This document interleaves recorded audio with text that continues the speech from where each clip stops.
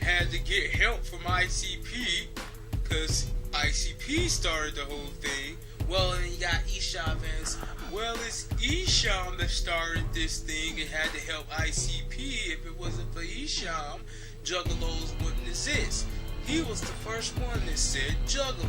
So really, who got the fucking say so is Esham. All you motherfuckers are wrong. First of all, I'm from Detroit.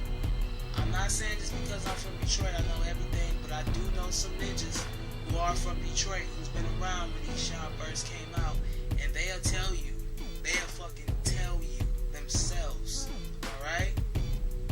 Alright, let's get this shit on the pop. First of all, Esham is the creator of this wicked shit. He started this wicked shit and must give props to him for that. And people may say, oh, Ghetto Boys did it. No, Ghetto Boys, they did a few tracks that were dark, but they wasn't doing the wicked shit like Esham was, okay? Because I can tell you that when my dad brought Esham Boom Words from Hell home, this is like before I was even born, or I probably was still in the room. I mean, my dad's homies was listening to Ghetto Boys, because they were the ones that was being popular. As soon as my dad brought Esham home, they was looking at my dad weird, like, what is this witchcraft, voodoo, devil, satanic shit you listening to? I mean, these guys were listening to Ghetto Boys back at around the same time that Esham fucking dropped Boom Words from Hell. So, all that shit that I'm saying that, oh, they started the wicked shit bullshit, all flaws. Esham did it, hands down. Nobody was doing that shit until Esham came out. I don't care what you say, Flatliners did it, Grave Diggers, fuck that. You know, Brother Lynch, they dope. But them niggas ain't the creator of this wicked shit. And you know, they didn't start it. They came to Detroit, niggas opened up for them, they saw niggas doing wicked shit, so they start fucking basically copping the style. Flatliners had to hear of Esham. Esham was born in New York, he moved to Detroit when he was a kid.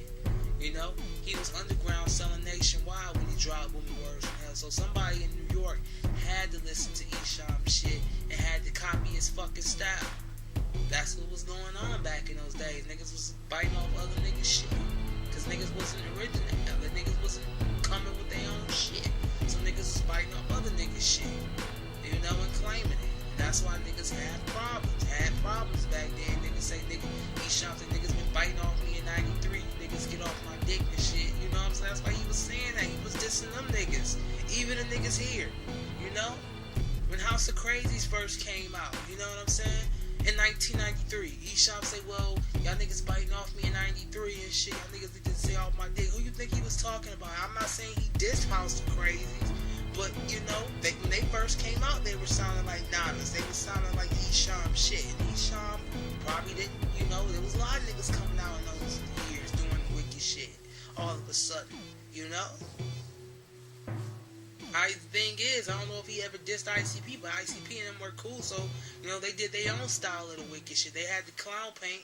People say, well, Esham was the first wicked clown to come out, but yeah, but he didn't stick with that shit like ICP did, though. You know? So, basically, you can say he was dissing them. He was dissing the niggas who was sounding like him, who was taking his shit, who was trying to rap like him, sound like him. That was his shit. You know, ICP had their own way of rapping. They did the wicked shit. You know, their shit sounded similar to Esham, but they did it their own way. You know? Let's keep it real. I mean, let's get to the point. ICP helped, Esham helped ICP first, then ICP returned the favor when they blew up. Okay? It was Suicidalist for Juggalos, because if you listen to the song for the Suicidalist, that's what blew fucking Esham up. The first Words from Hell, was released independently. But when he got signed to, they released it in 1990, January of 1990.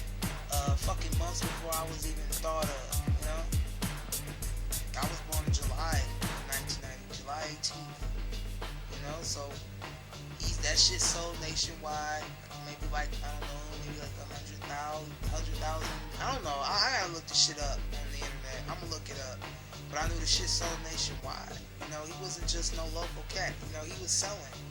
But he was still here in Detroit, hanging, supporting other artists. Like, he knew ICP. ICP would open up for him and do shows with him, and they met each other. They was talking, kicking it, doing shit like that, because they was influenced by him, So he helped them out being, a fellow Detroit, rapper, helping other Detroit rappers out, took them with him, and, fucking hung out, did whatever, and, helped do shows and shit, and, they got them exposure, because back then, he wasn't too many white rappers doing that shit. Let's keep it real. Around those times, there were very racial tensions, but, Esham had, mixed fans, but people was looking at ICP as like jokes, but Esham said, fuck that, these are my boys, give it up for them. People was respecting when the ICP was dropping, motherfuckers was liking that shit. They liked the inner city posse, they started liking them, and then when ICP stopped doing that gangster shit, they started doing horrorcore, they started doing horrorcore, and then that's when, shit really, then, they dropped, Carnivore Carnage 92, so they said that it didn't sell, it was a good seller, it was better than Wizard of the Hood, it sold better than Wizard of the Hood, they was doing shows with Esham helped them get the exposure, and then like this, people was like, fuck, Esham fans was really feeling ICP, some of them was, some of them wasn't, some of them who was feeling ICP, basically became big fans of fucking ICP, still fans of Esham, but ICP, the clown paint, the juggler shit, a year later, basically all the people who was going out there to see ICP and Esham to do tracks, fucking do songs and shit, shows, he announced it that, all y'all motherfuckers are Juggalos, he took the thing that he performed Juggler, and after that he said, y'all Juggalos, and that was the beginning, birth of Juggalos in 1993. Birth of Suicidalist in 1989, birth of Juggalos in 1993, my nigga. Straight up, that's how the story went down. And half the Suicidalists, not all of them, but half the Suicidalists who was feeling ICP because Esham was, telling the fans about ICP was feeling, their shit because Esham was producing them and, helping them out, So they said, well, fuck it, I'm gonna try these guys. They might be signed in real life one day, but, they had their own shit. They had psychopathic, So that's how that shit begun. They had their fan base. They had the Juggalos. Fucking Esham had the Suicidalist, you know what I'm saying? But the thing is, though, this is what created a lot of tension and a lot of beefs. Esham never blew up like ICP did. ICP took that shit to the masses.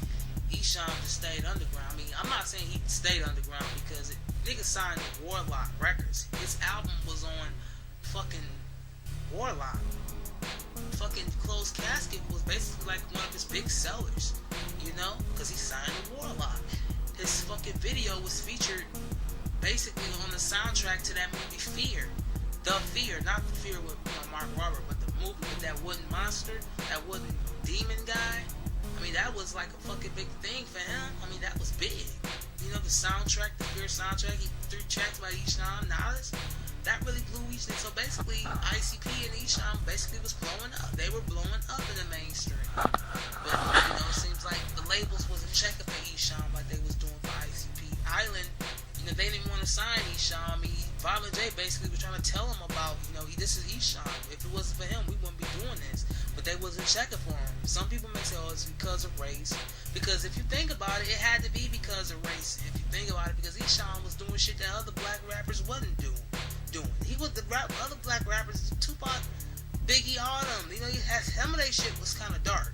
But they wasn't doing it like Esham was. They wasn't taking it to places like Esham was taking that wicked shit, And I'm a big fucking fan of Pac. Like, nigga, I was listening to Tupac way before I got into the Juggalo world. So, you see the bandana, who fuck I was riding with. But Esham was the nigga, he came with that heat.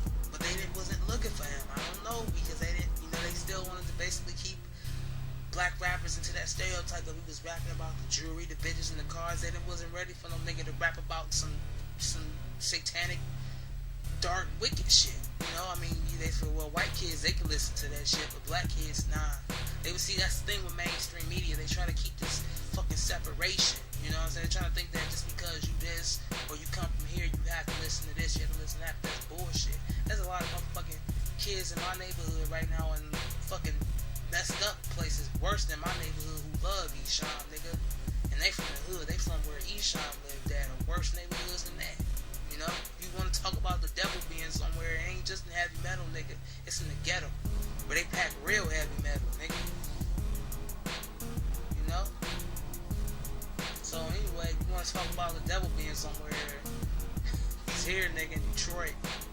But anyway, it was like, maybe it wasn't about race. Maybe they like the clown paint, they like the gimmick that ICP had. And they felt, hip-hop ain't never had nothing like that before. Two clowns rapping crazy, demonic shit. Let's check them out.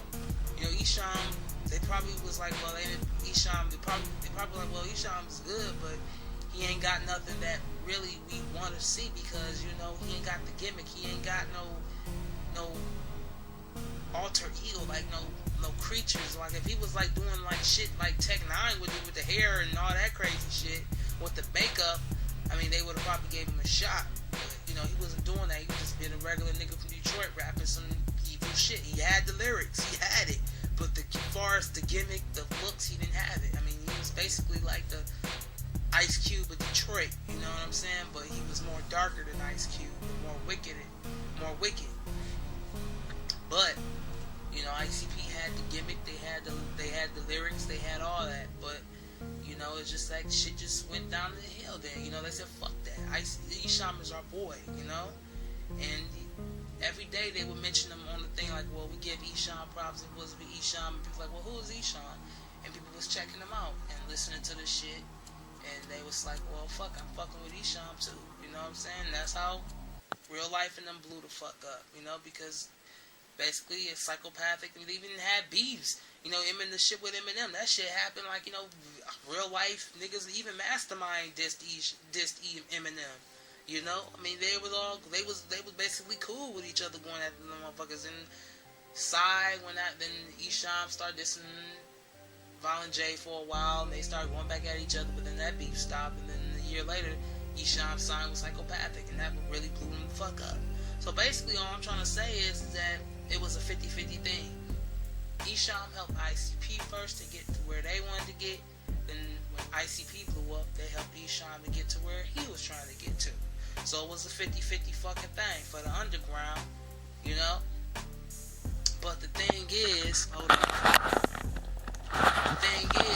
Suicidalist, man, is that, and the Juggalos, is that we keep talking about shit that we have no fucking clue about. We don't know what goes on inside closed doors. To sum it all up, man, I'm just saying this. Let's stop talking about shit that we don't have no clue about. All we can do is speculate. I can speculate and say that Esham did this, but not know the story. I can speculate and say ICP did this, but don't know the story. The truth is, in a way, both kind of fucked each other over. If you want to talk about somebody fucking each other over, they both did. Esham was fucking up, and ICP was fucking over Esham. It was just a thing. That's human nature,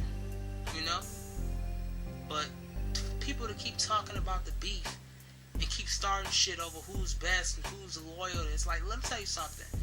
These guys were friends before the fan base even existed. They were cool.